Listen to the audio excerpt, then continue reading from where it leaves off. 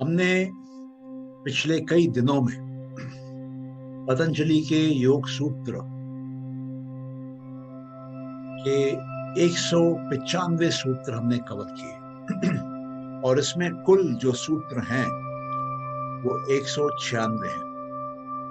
आज का जो सूत्र है मेरे प्यारे दोस्तों, प्यारे भाइयों बहनों, ये अंतिम सूत्र है। और आज का जो अंतिम सूत्र है वो जैसे इसका नाम है इसके चैप्टर का, कैवल्यपाद। ये अब हम कैवल्य पे आ गए हैं। अब हम उस स्थिति में पहुंच गए हैं जहां पर कि आत्मा, पुरुष प्रकृति से अलग होता है, प्रकृति से मुक्त होता है, लिबरेट होता है, फ्री होता है और अकेला निकल आता है बाहर। और क्या रह जाती है पीछे? प्रकृति। और प्रकृति है किस लिए? प्रकृति है तो सिर्फ पुरुष के लिए। प्रकृति है तो सिर्फ पुरुष को एक्सपीरियंस देने के लिए, भोग कराने के लिए। और अगर पुरुष एक्सपीरियंसेस के अलावा, भोग के अलावा भी कुछ चाहता है तो प्रकृति उसको फिर योग कराती है।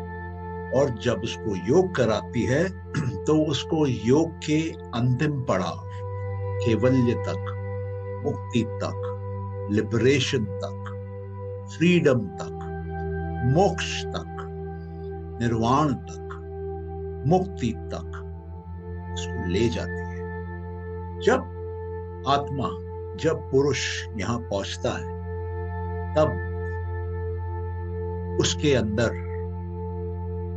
कोई इच्छा कुछ नहीं होती, क्योंकि पुरुष वैसे भी इनफाइनाइट है, इटर्नल है, परमानेंट है, चेंजलेस है।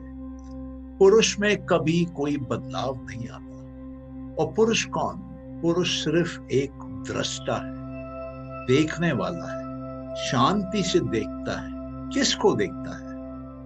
ये बड़ा जरूरी सवाल है कि अगर पुरुष, अगर आत्मा सिर्फ देखती है या देखता है तो किसको?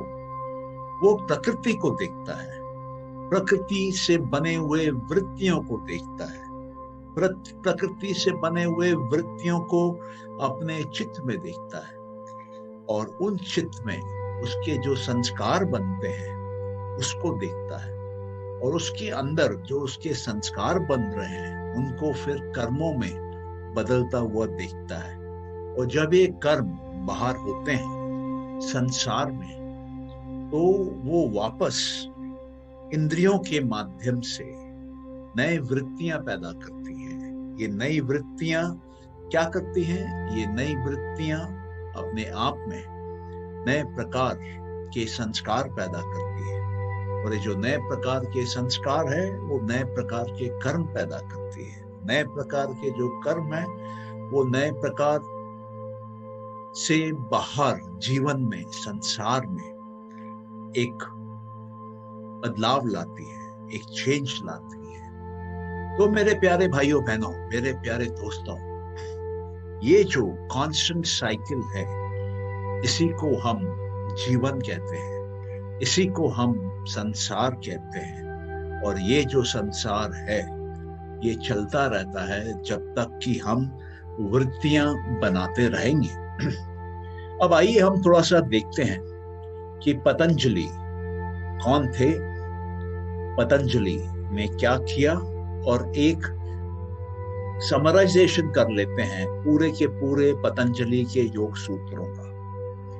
पतंजलि एक महर्षि थे, आज से करीब 2400 साल पहले। उन्होंने ये देखा कि बौद्ध धर्म भारत में बहुत तेजी से बढ़ रहा है और उनको लगा कि भारत की जो योग का ज्ञान है, जो योग का शास्त्र है, उसको आने वाली पीढ़ियों तक पहुंचाना उनका धर्म है। तो उन्होंने योग के ऊपर जितना कुछ भी ज्ञान था, जो भी योग के ऊपर अलग अलग वेदों में, अलग अलग उपनिषदों में, महाभारत में, सांख्य दर्शन में, उन सब को लेके उन्होंने जमा किया, और उन्होंने जमा करने के बाद उनके एक स्ट्रक्चर्ड फॉर्म में, एक कोड के तरीके से, एक स्टैंडर्ड ऑपरेटिंग प्रोटोकॉल, एक स्टैंडर्ड ऑपरेटिंग प्रोसीजर के जरिए उन्होंने उन 196 सूत्रों को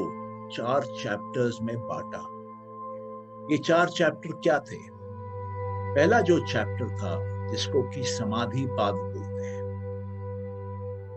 उसमें उन्होंने समझाया कि योग क्या है, योग में वृत्तियां क्या है, और वृत्तियां कितने प्रकार की होती हैं। उन वृत्तियों को जो हमारे मन में, जो हमारे चित्त में बदलाव लाती हैं, उथल पुथल पैदा करती हैं, उन वृत्तियों को कंट्रोल करने का, उन वृत्तियों को काबू करने का, उन वृत्तियों को निरोध करने का तरीका क्या है। तो उन्होंने बताया सबसे पहले कि जो योग है वो अभी में है। अथ योग अनुशासनम, योग इज इन द नाउ, योग इज द डिसिप्लिन, एंड योग is in the now means yoga is not in the future, yoga is not in the past. And if you remember the last sutra which we did yesterday, the 33rd sutra, the second last sutra, the penultimate sutra of Patanjali Yoga Sutras, what does it say? It said कि समय जो है वो क्षण क्षण करके चलता है, और क्षण क्षण करके जो समय चलता है उसका हमको पता कब चलता है? When do we find it out? We find it out only when we become aware about time, or else we are not aware about the moments moving. And when we become aware about time, हमको जब क्षण क्षण बढ़ता हुआ ये समय का ख्याल पड़ता है, तब हम क्या पाते हैं? तब हम पाते हैं कि समय में बहुत बड़ा बदलाव हो गया। तो पतंजलि ये कहते हैं पहले सूत्र में कि क्षण में डिसिप्लिन से रहो, यही योग है, और क्षण में ही इनफाइनाइट का दर्शन होता है, यही योग का सबसे बड़ा सीक्रेट है। और इसमें योग का रियलाइजेशन करने के लिए, योग को समझने के लिए आपको डिसिप्लिन के जरिए, एक ऑर्गेनाइज तरीके से, एक कॉन्सेंट्रेटेड मेथड से आपको इसको पालन करना पड़ेगा, तब ये होगा।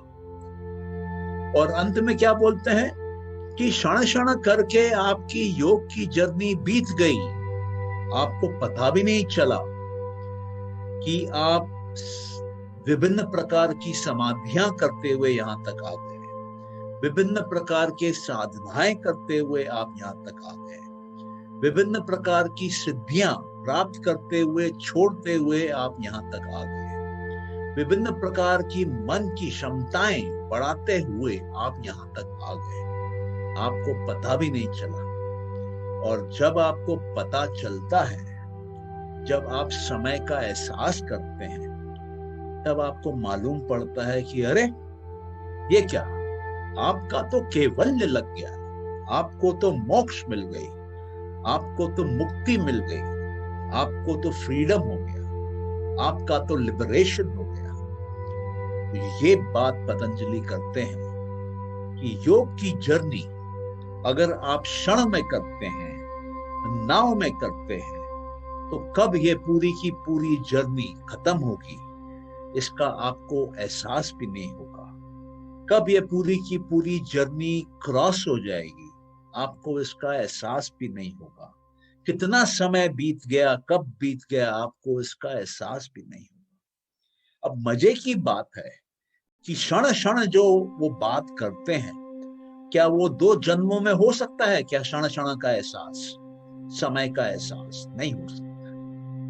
वो क्षण क्षण का एहसास, वो समय का एहसास, वो हो सकता है तो सिर्फ एक जीवन में, समय की कंटिन्यूटी का एहसास हो सकता है। तो पतंजलि अपने सूत्रों में ये कहते हैं कि जो वैराग्य है, और वैराग्य के मार्ग से, ध्यान के मार्ग से, समाधि के मार्ग से, अष्टांग योग के मार्ग से, सिद्धियों के मार्ग से जब आप आते हैं, तो जब आपका कैवल्य है वो एक जीवन में हो जाता है। उसके लिए आपको कई जन्मों तक जन्म नहीं लेना होगा, उसके लिए आपको भटकना नहीं होगा, उसके लिए आपको गुरु के पास जाना नहीं होगा। उन्होंने जो सूत्रों को वर्णन किया है, उन सूत्रों को अगर आप समझ लेते हैं, उन सूत्रों को अगर आप अपने जीवन में उतार लेते हैं, उन सूत्रों को अगर आप प्रैक्टिस कर लेते हैं, तो आप क्या पाएंगे? आप पाएंगे एक जन्म में, एक जीवन में मोक्ष। और इसको process wise, step by step, कदम बाय कदम अगर कोई समझाता है तो वो है महर्षि पतंजलि। वो एक यूनिक भेंट है भारत को पतंजलि के योग शास्त्र की, पतंजलि के योग सूत्रों की। तो वो प्रथम चैप्टर में पहले सूत्र में बोलते हैं कि अथ योग अनुशासनम। उसके बाद क्या बोलते हैं? उसके बाद वो बोलते हैं कि योग क्या है? योग है चित्त के वृत्तियों को निरोध करना, चित्त के वृत्तियों को सुला देना। मतलब वो बोलते हैं कि आपके चित्त में जो वृत्तियां हैं वो तो होंगी, चित्त के अंदर में जो वृत्तियां हैं, जो बदलाव हैं, जो उथल पुथल है, जो मॉडिफिकेशन है, जो चेंज है, वो तो स्वाभाविक ही है। और जैसे ही आप ये उथल पुथल को रोक देते हैं, इसको बंद कर देते हैं, इससे मुक्ति पाप लेते हैं, तो आपको प्रकृति से मुक्ति मिल जाती है। तो आपको शरीर और मन से, चित्त से, बुद्धि से, अहंकार से, सबसे मुक्ति मिल जाती है। तो अगर आपको योगी बनना है, अगर आपको इनफाइनाइट तक पहुंचना है, अगर आपको यूनिवर्सल पावर का एहसास करना है, अगर आपको अपने अंदर में एब्सोल्यूट को फील करना है, तो बहुत सरल है, बहुत आसान है। आपके मन की जो वृत्ति है उसको बंद कर लीजिए, उसको रोक लीजिए, सब ठीक हो जाएगा। वो ये बोलते हैं कि ये वृत्तियों को रोकने के दो तरीके हैं। एक तरीका क्या है? एक तरीका बड़ा सरल है कि मन को एक जगह लगा लीजिए। जब आप मन को एक जगह लगाना चालू करते हैं, तब आप पाते हैं कि आप का मन शांत होने लगता है। और तब आप पाते हैं कि आपके मन में वैराग्य आने लगता है, डिटैचमेंट आने लगता है। क्यों? हमारा मन एक साथ मान लीजिए 100-200 चीजें सोच रहा है।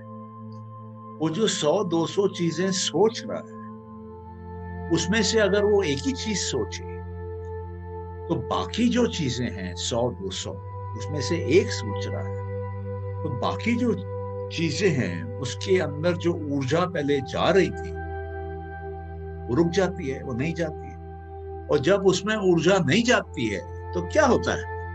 उसकी ऊर्जा कम हो जाती है। और जब उसकी ऊर्जा कम हो जाती है तो धीरे धीरे वो कमजोर पड़ने लगती है, वो थॉट्स, वो विचार। और कुछ समय के बाद वो विचार, वो थॉट्स पूरे तरीके से गायब हो जाती हैं। वो थॉट्स नहीं रहती हैं, उनका अंत हो जाता है। तो जब हम मन को कंसंट्रेट करते हैं एक जगह, तो हम बाकी जगहों से अपने मन को हटाते हैं। और जब हम अपने मन को बाकी जगहों से हटाते हैं तो उसमें जो विचार पैदा हो रहे थे वहां पे, वो कमजोर और खत्म हो जाते हैं। फिर वो बोलते हैं कि एक जगह पर कंसंट्रेट करने का जब हम करते हैं ये प्रोसेस, तब क्या होता है? वो बताते हैं कि जब हम कंसंट्रेट करते हैं तो ध्यान लगता है, तो समाधि लगती है। तो समाधि कितनी प्रकार की होती है? तो वो समझाते हैं कि एक समाधि होती है जिसको हम सबीज समाधि बोलते हैं, और एक समाधि होती है जिसको हम निर्भीज समाधि बोलते हैं। सबीज समाधि में कुछ हद तक मन रहता है, अवेयरनेस रहती है, संस्कार बनते हैं। और जो निर्भीज समाधि है उसमें अब कोई संस्कार नहीं रहते, कुछ नहीं होता उसमें, उससे आपको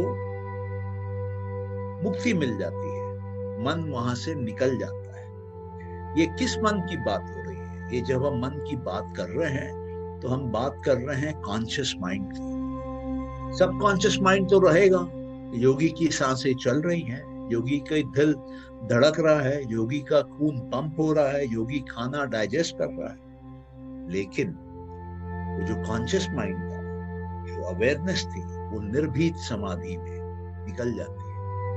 तो निर्भीत समाधि को निर्विकल्प समाधि बोलते हैं, असंप्रज्ञित समाधि बोलते हैं। और इस समाधि में योगी का अवेयरनेस नहीं है, योगी की मेमोरी नहीं है, योगी जानता नहीं है कि वो किस चीज पे ध्यान कर रहा था, उसका वर्णन क्या है। योगी जानता नहीं है कि समय क्या है, योगी जानता नहीं है कि वो खुद का है। वो कंप्लीटली माइंड, और माइंड के रेफरेंस में जो कुछ भी फैक्ट्स और डिटेल्स हैं वो उसके मन से गायब हो जाते हैं, निकल जाते हैं, दे डिसअपियर। इसके बाद पतंजलि अगले चैप्टर में, अगले पाद में साधना समझाते हैं। वो कहते हैं कि साधना जो है साधारणता कोई भी शुरू कर सकता है। वो साधना शुरू करते हैं क्रिया से, क्रिया योग से। उनका जो क्रिया योग है उसके 3 अंग हैं, 3 हिस्से हैं। पहला है तप, दूसरा है स्वाध्याय, और तीसरा है ईश्वर प्रणिधाना। वो कहते हैं कि जब आप तप करते हैं तब आप अपने इंद्रियों को, अपने शरीर को, अपने मन को काबू में लाते हैं, इसको कंट्रोल में कर लेते हैं, इसको डिसिप्लिन कर लेते हैं। ये अब आपकी ज्यादा सुनता है और ये जरूरी है। दूसरा वो कहते हैं कि जब आप स्वाध्याय करते हैं तब आप अपने बारे में जानते हैं, अपने आत्मा के बारे में जानते हैं, आप सेल्फ की स्टडी करते हैं, आप स्टडी ऑफ द सेल्फ करते हैं, तो उससे ऑटोमेटिकली आपका जो अंदर का, अंतर मन का जो 3 हिस्से हैं, बुद्धि, मन और अहंकार, वो क्लीन होने लगते हैं, वो साफ होने लगते हैं, वो प्यूरिफाई होने लगते हैं। और वहां से रजस और तमस जो कि अनवांटेड है वो निकलने लगते हैं, और वो अंतर मन, वो अंदर की जगह आपकी सात्विक होने लगती है, प्योर होने लगती है, फॉर्मलेस होने लगती है। तो ये रजस और तमस क्यों डिस्टर्ब करते हैं? क्योंकि तमस जो है वो फॉर्म है, वो रूप है, वो सॉलिड है। तो वो हमारे आत्मा की जो रोशनी है, आत्मा की जो लौ है, आत्मा की जो तेज है, उसको कवर कर लेती है। जिस प्रकार से एक लालटेन के ऊपर जो स्मोक है, जो धुआं है, वो उसके रोशनी को कवर कर लेता है। और दूसरी जो रजस है वो बदलाव है, वो चेंज है।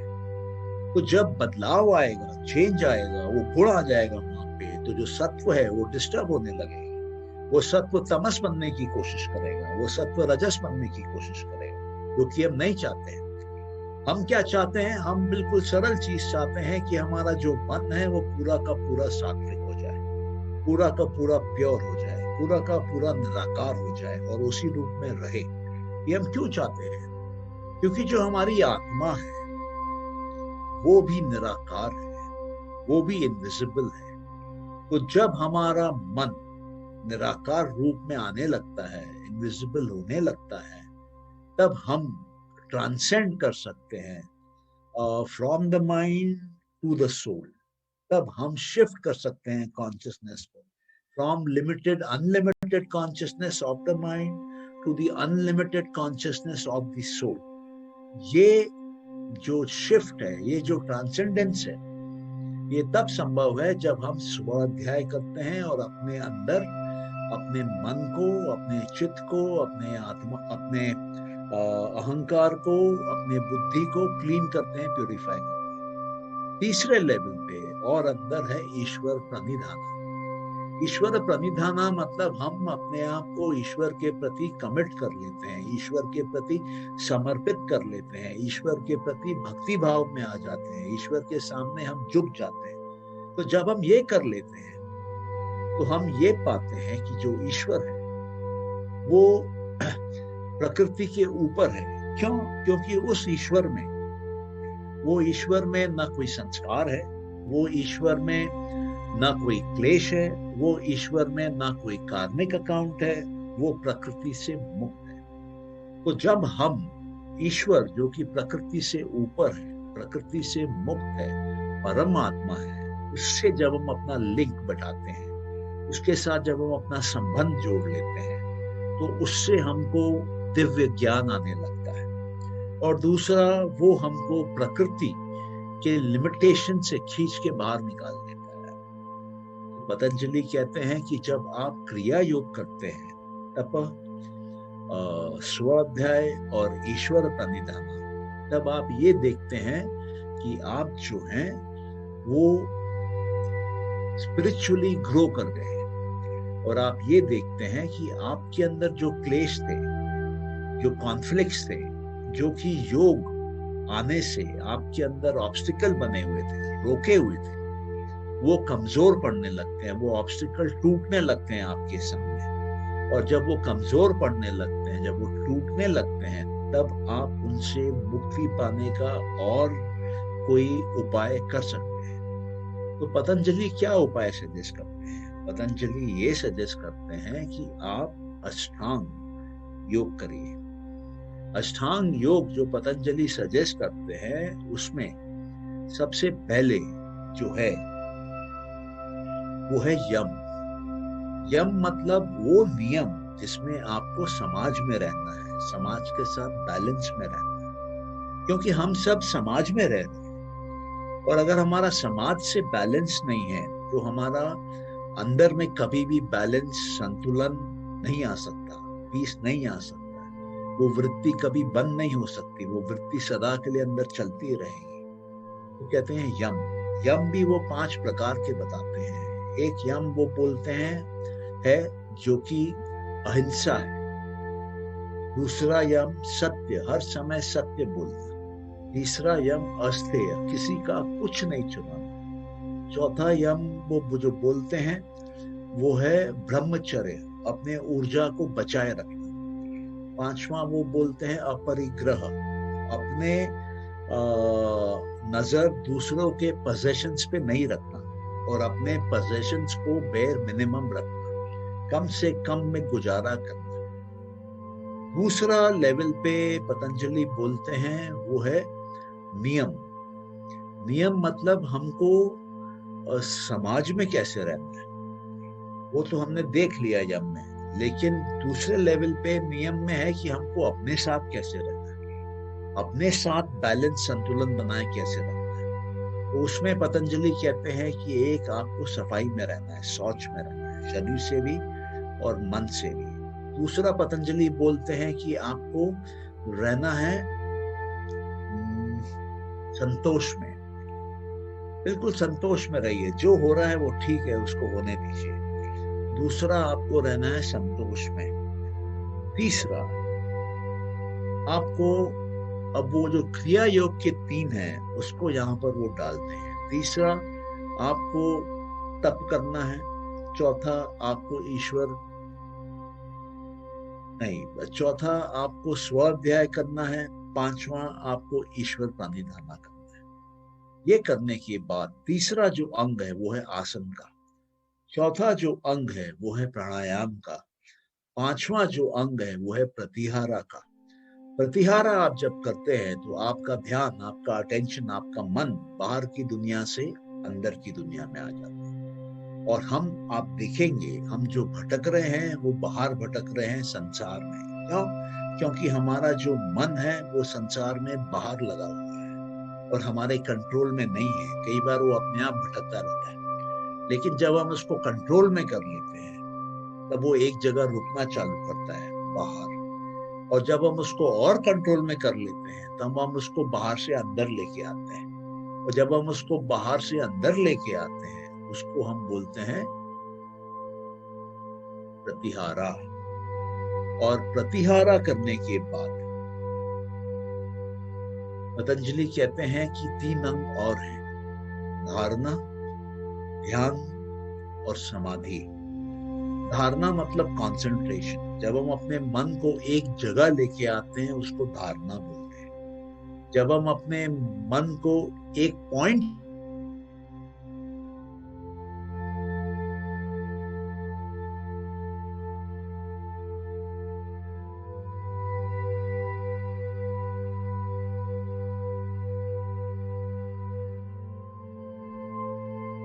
मन फिर गायब हो जाता है धीरे धीरे, तो उसको हम समाधि बोलते हैं। जब मन हल्का सा रह जाता है उसको सबीज समाधि बोलते हैं। जब मन पूरा सा गायब हो जाता है उसको निर्भीत समाधि बोलते हैं। तो पतंजलि ने क्या किया है कि अपने तीसरे पाद में, तीसरे साधना के चैप्टर में इसको कवर किया है, धारणा ध्यान समाधि।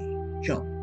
वो कहते हैं कि जो पहले 5 अंग हैं वो बाहरी हैं, वो बाहर की दुनिया और शरीर से जुड़े हुए हैं। जो आखिरी के 3 अंग हैं वो अंदर से जुड़े हुए हैं। और जो निर्भीत समाधि है वो और भी अंदर की बात है। तो ये जो अंदर के 3 अंग हैं, धारणा ध्यान समाधि, वो निर्भीत समाधि के भी बाहर है।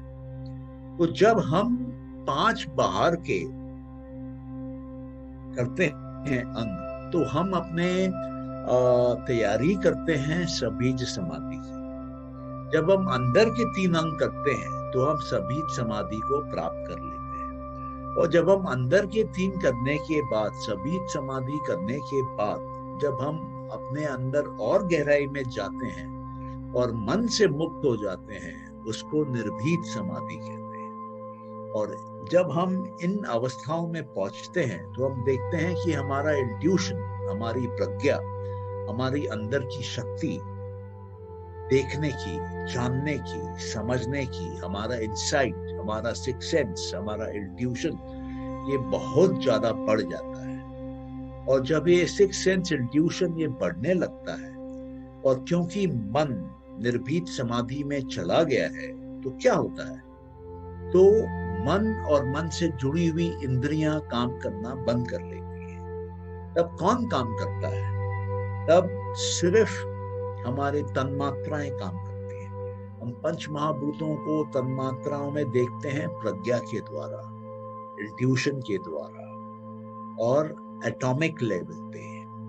अब जो योगी है वो एटॉमिक लेवल पे देख रहा है प्रकृति को, गुणों को, अणु को, क्षणों को, और वो उस लेवल पे काम करना चालू करता है। और जब वो उस लेवल पे काम करना चालू करता है तब वो पाता है अद्भुत से अद्भुत चीज। उसके अंदर में सिद्धियां चालू हो जाती हैं, उसके अंदर में प्रकृति के ऊपर काबू आ जाता है। और वो देखता है कि जो भी वो करना चाहता है उस पे वो ध्यान लगाता है तो वो उसका संभव होने लगता है। एक से एक सिद्धियां आने लगती हैं। वो योगी अगर चाहे तो हवा में उड़ सकता है, पानी में चल सकता है, सूरज को खा सकता है, चांद को लेके कहीं दूर जा सकता है, जमीन के अंदर गहराई में उतर सकता है, अपने आप को साइज में एक चींटी बराबर कर सकता है, अपने आप को साइज में एक हिमालय पर्वत के बराबर कर सकता है। मतलब जिन प्रकारों से भी उसके अंदर में बदलाव संभव है वो सारे बदलाव वो करने लगता है। तो ये एक बड़ी गहरी समझने की बात है कि ये सिद्धियां एक योगी में कैसे आती हैं और उन सिद्धियों को एक योगी कैसे अपने जीवन में उतारता है, और क्या वो योगी उन सिद्धियों का गुलाम बन जाता है या उन सिद्धियों को छोड़ के आगे के मार्ग पे बढ़ता है। तो जब वो योगी आगे के मार्ग पे बढ़ता है तब वो देखता है कि उसके अंदर में पूरा का पूरा ज्ञान आ जाता है, उसके अंदर में पूरी की पूरी शक्ति आ जाती है, उसके अंदर में समय के ऊपर काबू आ जाता है। ये करते करते एक योगी आगे बढ़ता रहता है।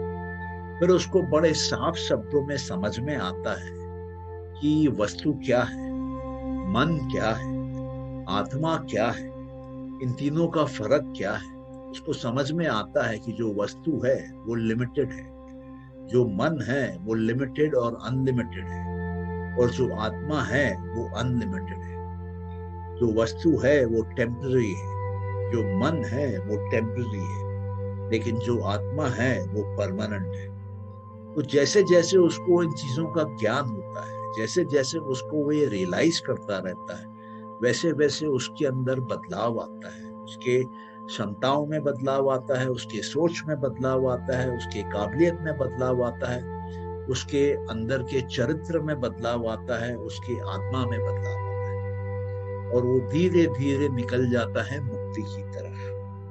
और जब वो मुक्ति की तरफ पहुंचता है, तब वो देखता है कि जो प्रकृति है वो उसके पास से निकल जाती है, वो सारे गुण लापता हो जाते हैं, गायब हो जाते हैं, और प्रकृति को मूल रूप में लेके चले जाते हैं और प्रकृति को बैलेंस कर लेते हैं। वो ये देखता है कि अभी वहां पर कुछ भी नहीं है, अभी वो सिर्फ वो आत्मा, वो पुरुष अकेले रह गई है और प्रकृति भी चली गई है। तो इस अवस्था में वो पुरुष, वो आत्मा केवल्य की स्थिति में आता है, फ्रीडम की स्थिति में आता है, मुक्ति की स्थिति में आता है, और वो जीवन मरण के चक्रव्यूह से मुक्त हो जाता है। अब वो सदा के लिए, हमेशा के लिए आजाद, फ्री, इंडिपेंडेंट हो जाता है। तो मेरे प्यारे भाइयों बहनों, यही पतंजलि योग सूत्रों का शॉर्ट में, संक्षिप्त में पूरी कहानी है। और ये जो जर्नी है, ये आपको एक नॉर्मल स्टार्ट से एक एक्स्ट्राऑर्डिनरी फिनिश तक लेके आती है। और इसके बारे में वही जान सकता है जो कि इस जर्नी पे है, जो कि इस जर्नी को जी रहा है, जिसके जीवन में रेगुलर बदलाव आ रहे हैं। वही जानता है कि कैसे उसके जीवन में कॉन्स्टेंटली कॉन्शियसनेस राइज हो रही है, स्पिरिचुअलिटी राइज हो रही है, शरीर से बीमारियां अब दुख नहीं दे रही हैं, दुख निकल रहा है, डिप्रेशन निकल रहा है, शरीर का इम्बैलेंस निकल रहा है, माइंड का इम्बैलेंस निकल रहा है। तो ये एक बहुत ही अजीब सी और बहुत ही इंटरेस्टिंग स्टेट है जिसमें कि हम आ सकते हैं। मैं आपसे यही अनुरोध करूंगा कि आप लोग पतंजलि के योग सूत्र पढ़ें, इसकी जानकारी लें, अपने शरीर को फुल्ली हील करें, अपने लाइफ को फुल्ली हील करें, अपने माइंड को फुल्ली हील करें, अपने स्पिरिट को फुल्ली हील करें, और एक नए वंडरफुल जीवन में आप रहें। इसी के साथ मेरे प्यारे भाइयों बहनों, आपका बहुत बहुत धन्यवाद। आप थे साथ में, आपने इसको सुना, इसके लिए आपका बहुत बहुत धन्यवाद। हम यही आशा करते हैं कि आने वाले दिनों में आप पतंजलि के योग सूत्रों को समझेंगे, इनको अपने जीवन में उतारेंगे, औरों को भी गाइड करेंगे। और हम ये भी आशा करते हैं और प्रार्थना करते हैं कि इन सूत्रों से आपको परमानेंट हैप्पीनेस मिले, जिसके लिए लिखे गए हैं, और आपके परिवार के लोगों को भी परमानेंट हैप्पीनेस मिले, आपके समाज के लोगों को भी परमानेंट हैप्पीनेस मिले, आपके देश के लोगों को भी परमानेंट हैप्पीनेस मिले, और विश्व के सारे लोगों को परमानेंट हैप्पीनेस मिले। आपका बहुत बहुत धन्यवाद। God bless you. Thank you.